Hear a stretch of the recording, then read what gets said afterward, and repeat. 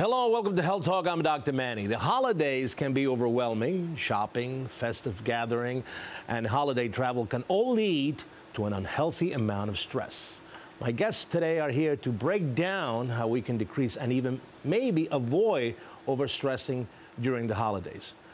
Dr. Hanan Hafiz, a clinical psychologist and mental health advocate and author of the Stimulati Experience, Jim Curtis, both are here to kind of talk to me about this issue. So, holidays, for sure, stress number one. I know I'm going through terrible stress. But let's talk about, what's going on with politics. Especially with family gathering, different parts of the country, maybe different experiences. Mm-hmm. How do we balance politics in the holidays? I'll throw this out to both of you, whoever wants to answer first. Well, perhaps it doesn't need to be a balance. What if we were to consider at certain times during the holidays removing politics altogether? And that's not going to happen. Yeah. It could happen. You run at some point. You run out of conversation, and you have politics come through. I mean, someone's going to say, "Well, what about Trump? What do you think about this?" Right. Right, and then you have to make a conscious choice to say, "I'm not going to start a debate here now." And I know some people that they set rules when they are inviting people over. And when I heard about setting rules like no cell phones, no politics on the table, I thought that's what kind of gathering is that? But is that necessary nowadays? So I think the host can certainly set rules if he or she wants. But I think as guests ourselves, I think we can have our own boundaries, right? We can decide that if we're going to go somewhere, we can have like one line zingers and say, you know what, if someone says something, I expect my uncle so-and-so to make a comment that I'm not going to like, or, whatever the case may be. And so I'm going to say this, and I'm going to sort of deftly or tactfully avoid the topic. If you think that you can get into a conversation in a friendly, like a banter sort of way and get out of it unscathed, then do it. Okay. Yeah. The second thing that comes up in the holidays is money, right? You either spend too much money or you didn't spend enough money. You go to people's home. You get anxious and stressful about, my God, did I underspend, overspend? How do you handle money in the holidays? First, you know that you're going to get anxious about money. Right. So don't get anxious about getting anxious about money. Right. Right. Spend the appropriate amount for your budget. Don't overspend, don't underspend. Don't try to impress. I think a lot of people say, I really need to impress with the gifts that I'm going to give.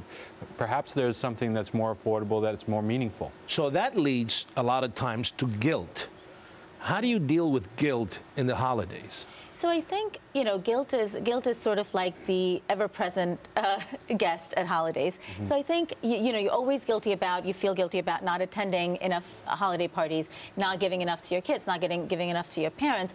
And I think, again, having this positive self-talk with yourself and saying, all right, I'm saving up to buy a car, I'm saving up to buy, a home, I have to put away from my retirement, and saying, well, I'm going to have a budget, and maybe this time I'm going to do more meaningful gifts, or I'm going to knit my, sister a sweater, or I'm going to go out and buy my mom a massage instead. Right. So you do something that's maybe small but meaningful, and maybe write a nice, thoughtful note that goes along with the gift that seems more heartfelt. Let's talk about one more thing.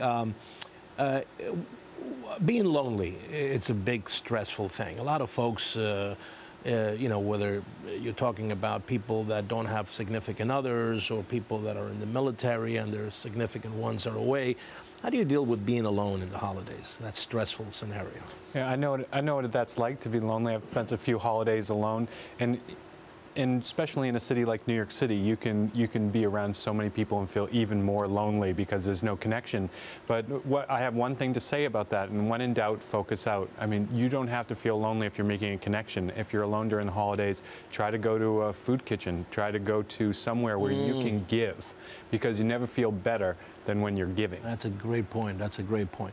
All right, last question, because I have them at home. I always worry about the holidays and teenagers. Do I have to worry that teenagers are stressed over the holidays? Do I really have to worry about that? A little bit. I think teenagers these days have a lot on their plate. There's a lot of stuff going on the internet and cyberbullying, and teenage pressures are always there. They're always teenage pressures from the beginning of time. So I think holidays sort of bring that out, and parents put a lot of expectations on their kids. So I think it's also important for parents to lay out the expectations in a respectful way, respect their boundaries, and say, look, I can Uber you back if you go with me for, let's say, half of the party, and you don't have to stay the entire time. Or say, maybe you can help me volunteer at the soup kitchen. You know, involve them in some of the community I like that activities. Uber and stay for an hour and you can leave. Give them, you kind of strike a deal with it's them. stressful getting all those gifts. Yeah. Thank God for Uber. Well, listen, I think this is an important topic, and I thank you both for talking about it because, you know, holidays are very stressful, and they certainly don't look like those commercials on TV. I can tell you that. All right, thank you both for being here. And if you have a health question, send a tweet to Fox News Health. Until next time, I'm Dr. Manny.